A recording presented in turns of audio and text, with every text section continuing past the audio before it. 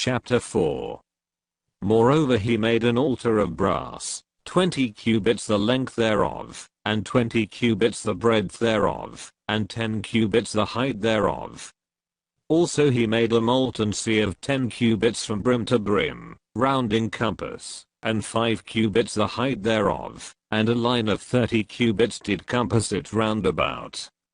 And under it was the similitude of oxen, which did compass it round about 10 in a cubit, compassing the sea round about. 2 rows of oxen were cast, when it was cast. It stood upon 12 oxen, 3 looking toward the north, and 3 looking toward the west, and 3 looking toward the south, and 3 looking toward the east, and the sea was set above upon them, and all their hinder parts were inward. And the thickness of it was an handbreadth, and the brim of it like the work of the brim of a cup, with flowers of lilies. And it received, and held 3,000 baths.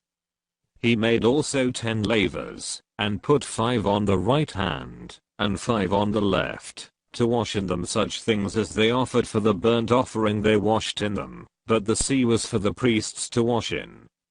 And he made 10 candlesticks of gold according to their form, and set them in the temple, 5 on the right hand, and 5 on the left. He made also 10 tables, and placed them in the temple, 5 on the right side, and 5 on the left.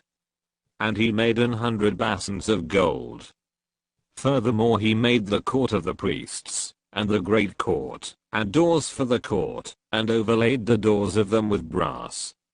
And he set the sea on the right side of the east end, over against the south. And Huram made the pots, and the shovels, and the basins. And Huram finished the work that he was to make for King Solomon for the house of God. To wit, the 2 pillars, and the pommels, and the chapiters which were on the top of the 2 pillars, and the turrets, to cover the 2 pommels of the chapiters which were on the top of the pillars. And 400 pomegranates on the turrets, 2 rows of pomegranates on each wreath, to cover the 2 pommels of the chapiters which were upon the pillars.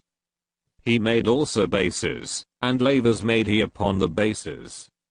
1 sea, and 12 oxen under it. The pots also, and the shovels, and the flesh hooks, and all their instruments, did Huram his father make to King Solomon for the house of the Lord of bright brass. In the plain of Jordan did the king cast them, in the clay ground between Succoth and Zeredathah. Thus Solomon made all these vessels in great abundance, for the weight of the brass could not be found out. And Solomon made all the vessels that were for the house of God, the golden altar also, and the tables whereon the shewbread was set. Moreover the candlesticks with their lamps, that they should burn after the manner before the oracle, of pure gold. And the flowers, and the lamps, and the tongs, made he of gold, and that perfect gold.